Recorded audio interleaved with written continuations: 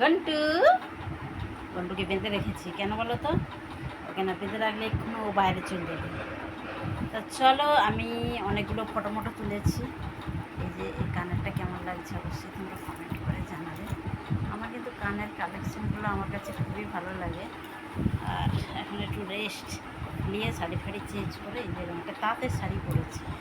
চলো আমি এখন স্নান করতে যাবো, তাই তোমাদের সাথে একটু শেয়ার করবো। কতদিন নেল পালিশ পরিনি, সেই বাপের বাড়ি গেছিলাম নেল পালিশ পরেছি, আর নেল পালিশ পরা হয়নি। এই দেখো ঘরটর সব গুছানো হয়ে আছে। আমার মা বেটা শুয়ে আছে, মা বেটা দুজনে শুয়ে আছে। আমার বেটা শুয়ে আছে, এদিকে মাম্মাম শুয়ে আছে, এদিকে বেটা শুয়ে আছে, এদিকে মাম্মাম শুয়ে আছে। বন্ধু দেখছে আমি তখন থেকে ফটো তুলছি, ও দেখছে, একবার বাইরের থেকে ঘুরে এলো, এসে আবার শুয়ে পড়েছে। শোনে বেটু, বেটুটা বেটুটা শোনে বেটুটা।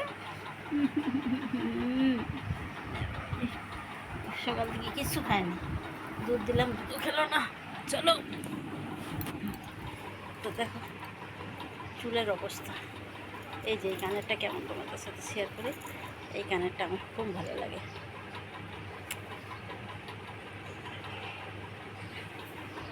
Bye bye. ভিডিওটা কেমন লাগলো কমেন্ট করে জানাবে। শুয়ে শুয়ে একটা ইয়ার্কি করে দিলাম, একটু ভিডিও বানিয়ে দিলাম। Bye bye bye bye bye bye.